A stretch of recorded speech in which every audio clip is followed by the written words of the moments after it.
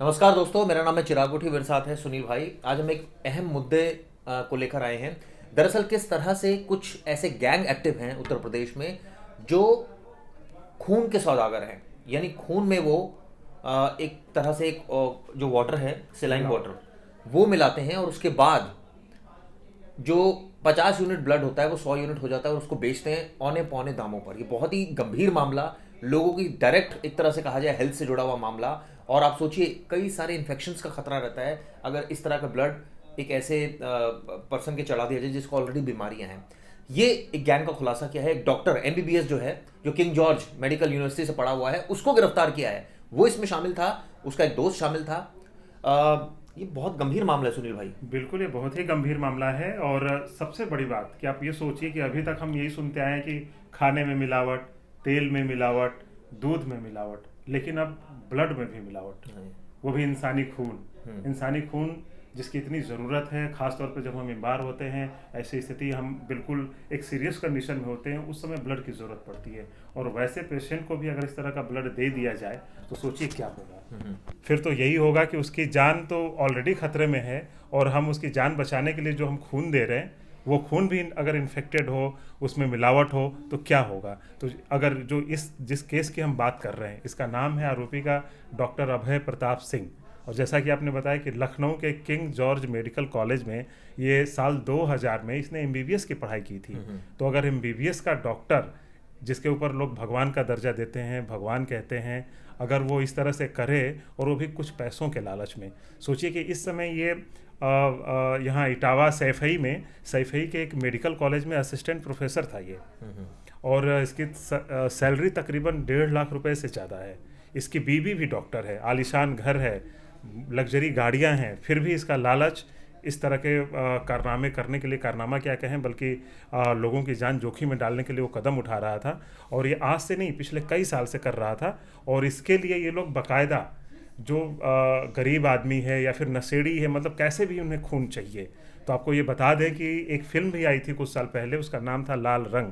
इस फिल्म में थे रणदीप हुड्डा। उस फिल्म में ये भी कहानी दिखाई गई है कि कैसे ये नशेड़ियों के, मतलब किसी को भी, रिक्शे पुलर को, वो जाते हैं, एक बार नहीं, एक दो दो दिन में उनसे डायरेक्ट ब्लड ले लेते हैं, और उसी ब्लड को समझिए कि उसकी ब्लैकमेलिंग करते थे। तो इस तरह से स्मगलिंग की जा रही है। तो बहुत ही चौंकाने वाली बात है, और ये पूरे देश के लिए ध्यान रखने वाली बात है कि अगर जो आप ब्लड खरीदते हैं, ब्लड बैंक से लेते हैं, तो ज़रूर इसकी जांच करें कि वाकई वो लेकिन ब्लड सवाल कैसा वही है। उठता है सुनील भाई कि जांच कैसे करें। अगर आप ब्लड बैंक पर इतना ट्रस्ट करते हैं, आप जाकर उनसे अब तो ये सिस्टम है कि भाई आपको ब्लड देना होता है तभी आपको ब्लड मिलता है। कोई भी आप ब्लड ग्रुप का ब्लड दें तभी आपको उसके एवज में मिलेगा। तो ऐसे में हम लोग तो ट्रस्ट इन्हीं लोगों पर करते हैं। और दूसरी बात, ये जो शख्स था यानी अभय, जो एमबीबीएस डॉक्टर था, कैसे ये लोगों को ल्योर करता था। और उसके बाद ये क्या अपने पास रखता था सारे 100 यूनिट जो मिले हैं, इसके घर से मिले हैं, फ्रिज में कुछ 50 यूनिट के आसपास ब्लड मिला है।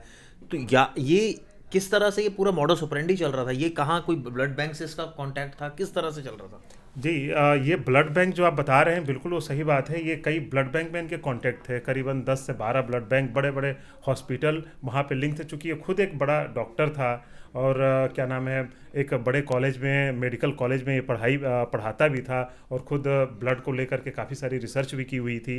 तो इस पे लोगों का एक ट्रस्ट था। और जो आपने बात कही कि लोग कैसे ट्रस्ट करें, वाकई ये बहुत ही बड़ा सवाल है। और कभी भी ब्लड जो लोग चढ़ाते हैं, जो डॉक्टर होते हैं, वो कभी दिखाते भी नहीं है, क्योंकि हमें उन पे भरोसा होता है। और कभी हम ऐसे देख करके, एक आम आदमी, चाहे हम हो या कैसे आप हो, जज कर लेंगे वो हम। हम उसको जज तो कर ही नहीं पाएंगे, क्योंकि हम समझ ही नहीं पाएंगे। हम अपना ब्लड देते हैं, वो लोग ब्लड को सील करते हैं, वो लोग अंदर ले जाते हैं, फिर ब्लड बैंक से ब्लड लाते हैं, वो मरीज को चढ़ा देते हैं। तो वाकई ये बिल्कुल सही बात है कि हम चेक तो नहीं कर पाएंगे। सिर्फ और सिर्फ एक भरोसा ही एक ऐसी चीज़ है जिसके सहारे हम चल सकते हैं। एक सबसे बड़ी बात ये भी है कि ये अभी तो मामला प्रकाश में है, कितने लोगों के ब्लड चढ़ गया होगा ऐसे। तो इस तरह से देखा जाए 100 के आसपास यूनिट मिलना, 50 उसके फ्रिज में पड़े हुए यूनिट, 50 फ्रिज के बाहर पड़े हुए हैं। जैसे आपने खुद बताया, ब्लड बैंक से कांटेक्ट है, ऐसे लोगों को ल्योर करके लाना, उनका ब्लड जो है वो लेना, उसके बाद ये ब्लड बैंक को देना, इसके एवज में कितने पैसे इसको मिलते थे, इसके बारे में भी जी दर्शकों हाँ, को बताइए। देखिए इसमें क्या है कि ये जो ब्लड लेते थे, एक यूनिट पे मोटा मोटी ये लोग 1000 से 12 रुपए, 1200। 1200 रुपए तकरीबन ये खर्च करते थे। ठीक है, कभी किसी गरीब से पाने के लिए लिया, या नशेड़ियों से ले लिया, उनको 500 रुपए दे दिए। फिर उनकी पूरी एक बाकायदा एक टीम है 10-15 लोगों की, आज से नहीं 3 साल से कर रहे हैं ये लोग।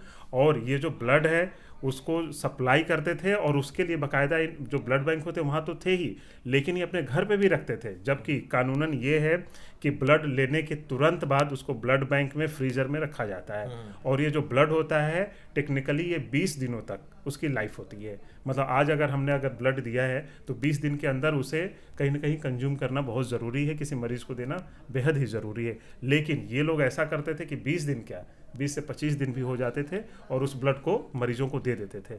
तो इस तरीके से जो आपने एक सवाल पूछा कि मरीजों पे क्या असर हुआ, तो वाकई कई ऐसे पेशेंट होते थे, मतलब इनको कहिए कि ये एक तरीके से मतलब जिंदा शैतान हैं ये डॉक्टर के रूप में, क्योंकि ये लोग जिस मरीज को देते थे उस पर कोई असर नहीं पड़ता था, मतलब उसकी बीमारी और बढ़ जाती थी। तो फिर इसके बाद ये और ब्लड चढ़ाते थे और पैसे ज़्यादा लेते थे। और सोचिए कि एक ब्लड यूनिट का ये लोग 4,000 से लेकर 6,000 रुपये लेते थे, और अगर ब्लड की एक्सपायरी डेट नज़दीक होती थी तो कई बार उसमें डिस्काउंट कर देते थे ताकि वो चीज़ भी निकल जाए।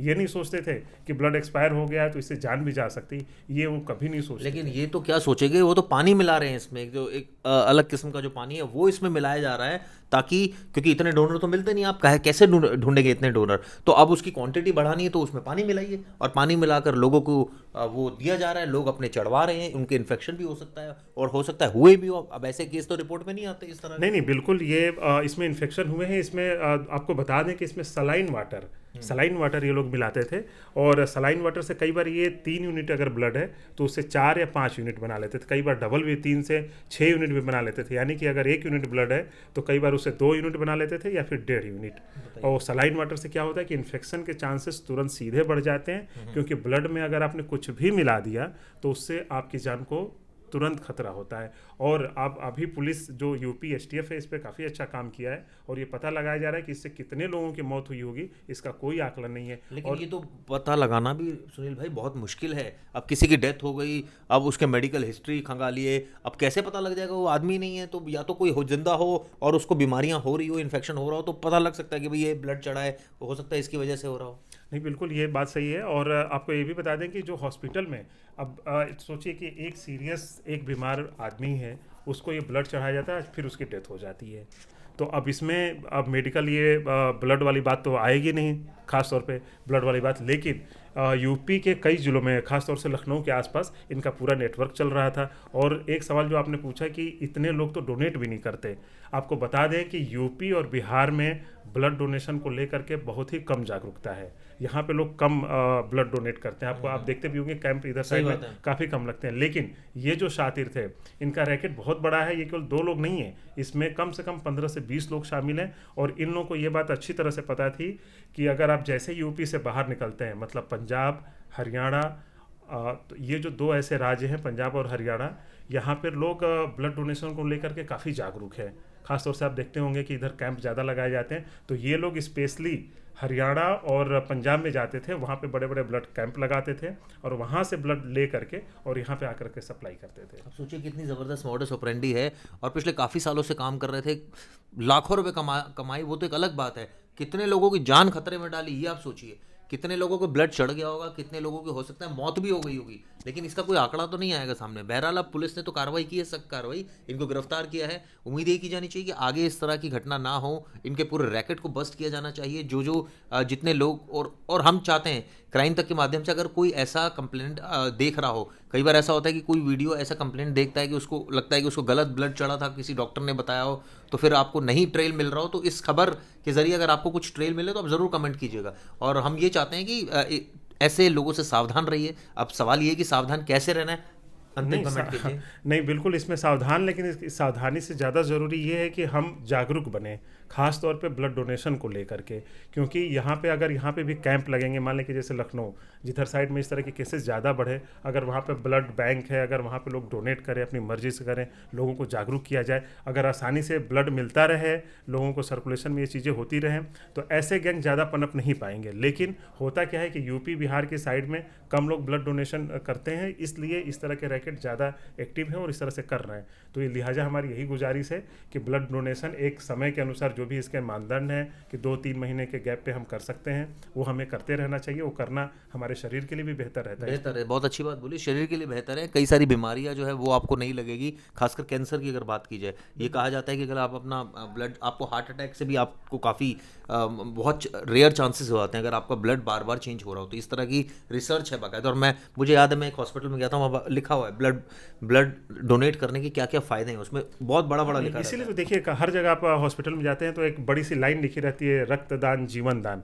वो इसीलिए लिखा रहता है कि उससे 2 लोगों को फायदा होता है। एक मरीज जो होता है उसकी ज़िंदगी बचती है और हमारी ज़िंदगी बढ़ती भी है। तो इसको ऐसे भी समझ सकते हैं, लेकिन बाकी ज़्यादा जानकारी आपको डॉक्टर एक्सपर्ट ही बता पाएंगे। हम इसके बारे में ज़्यादा नहीं जानते तो हम ज़्यादा एक्सपर्ट कमेंट नहीं करेंगे। हम क्राइम से रिलेटेड ही बातें सारी बता रहे हैं ताकि इस तरह का क्राइम ना हो। आप ज़्यादा से ज़्यादा ब्लड डोनेट करें, जागरूक रहें, इस तरह की चीज़ों को रोका जा सके। एक चीज़ और हम बताना चाहेंगे कि एक मुहिम भी लोगों को शुरू करनी चाहिए, चाहे लोगों को बताना चाहिए अपने हॉस्पिटल और अपने आसपास में कि जब हम कोई ब्लड डोनेट करते हैं तो वहाँ पे जो डॉक्टर होते हैं कोई ऐसा सिस्टम नहीं होता है, ट्रैकिंग सिस्टम। मान लें कि मैं सुनील हूँ, मैंने एक ब्लड दिया तो उस पर एक कोई ऐसा सिस्टम नहीं होगा कि भाई ये सुनील का ब्लड है और इस डेट में सुनील से ब्लड लिया गया तो वो ब्लड किसको चढ़ा, कितने दिन बाद चढ़ा। अगर ये कुछ ऐसा सिस्टम बन जाए, जैसे हमारा बायोमेट्रिक सिस्टम है, हमारा आधार कार्ड सही है, बात है, उससे सारी थोड़ा चीज़ें हैं, क्लियरिटी रहेगी। क्लियरिटी रहेगी। अगर मान लें कि हमें ब्लड चढ़ रहा है तो ये पता होना चाहिए कि 20 दिन के अंदर ही वो ब्लड है। क्योंकि हम अक्सर ब्लड डोनेट करके भूल जाते हैं कि अब हमने हॉस्पिटल को दान कर दिया और हम भूल गए कि आगे क्या उसका रहा।